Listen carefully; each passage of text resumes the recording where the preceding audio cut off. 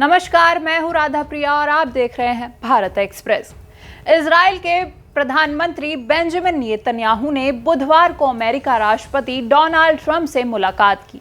इस बैठक का मुख्य उद्देश्य ईरान के परमाणु और मिसाइल कार्यक्रमों को लेकर अमेरिका की वार्ताओं में इजराइल के हितों को मजबूती से प्रस्तुत करना था। ट्रंप के दोबारा राष्ट्रपति चुने जाने के बाद ये नेतन्याहू की 7वीं अमेरिका यात्रा है। ये दौरा ऐसे समय पर हुआ है जब एक सप्ताह पहले ही ईरान और अमेरिका के अधिकारी ओमान में संभावित समझौते पर बातचीत कर चुके हैं। हालांकि अभी तक इस बातचीत में कोई ठोस प्रगति नहीं हुई है, क्योंकि ईरान चाहता है कि चर्चा केवल उसके परमाणु कार्यक्रम तक सीमित रहे।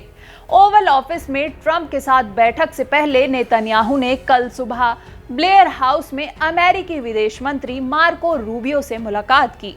इसके अलावा मंगलवार शाम को अमेरिका के प्रमुख वार्ताकार और विशेष दूत स्टीव विटकॉफ तथा ट्रंप के सलाहकार व दामाद जेरेड कुशनर ने भी नेतन्याहू के साथ बैठक की थी। इजराइल को यह आशंका है कि ट्रंप प्रशासन ईरान के साथ ऐसा सीमित समझौता कर सकता है जिसमें केवल परमाणु कार्यक्रम पर ध्यान दिया जाए, जबकि बैलिस्टिक मिसाइल कैपेबिलिटी और हमास, हिजबुल्लाह, हूती जैसे क्षेत्रीय गुटों को समर्थन देने जैसे मुद्दों पर ध्यान नहीं दिया जाएगा।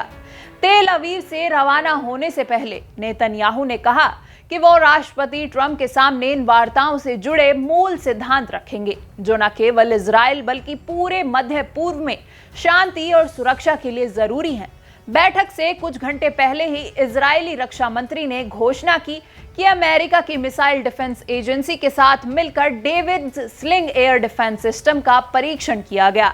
ये सिस्टम इजराइल और अमेरिका ने संयुक्त रूप से विकसित किया है और जून में 12 दिनों तक चले युद्ध के दौरान ईरानी मिसाइलों को रोकने में इसका इस्तेमाल किया गया था।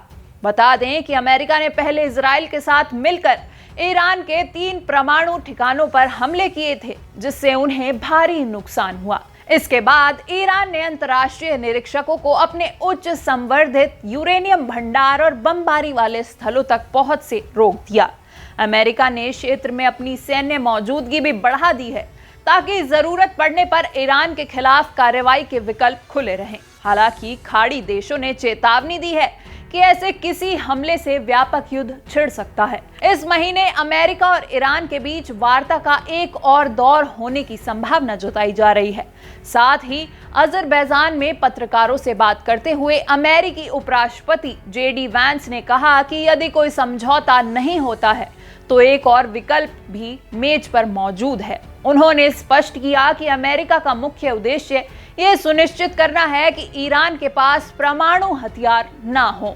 नेतन्याहू ने भी ये बताया कि वह गाजा पट्टी के मुद्दे पर भी चर्चा करेंगे। इस क्षेत्र में ट्रंप के नेतृत्व में गठित बोर्ड ऑफ पीस और एक तकनीकी फिलिस्तीनी समिति हमास को निरस्त्र करने और गाजा के इजराइल की संभावित वापसी जैसे जटिल मुद्दों पर काम कर रही है। मार्को रूबियो से बैठक में नेतन्याहू ने औपचारिक रूप से इस बोर्ड में शामिल होने पर सहमति दी।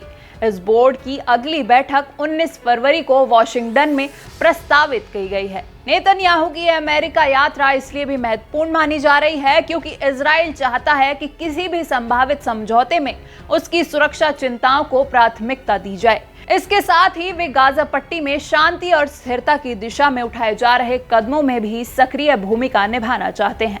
ट्रंप के साथ उनकी ये बैठक क्षेत्रीय सुरक्षा, ईरानी परमाणु कार्यक्रम और मध्य पूर्व में स्थायी शांति के लिए एक रणनीतिक संवाद के रूप में देखा जा रहा है। आगे क्या होगा ये तो आने वाला वक्त ही बताएगा।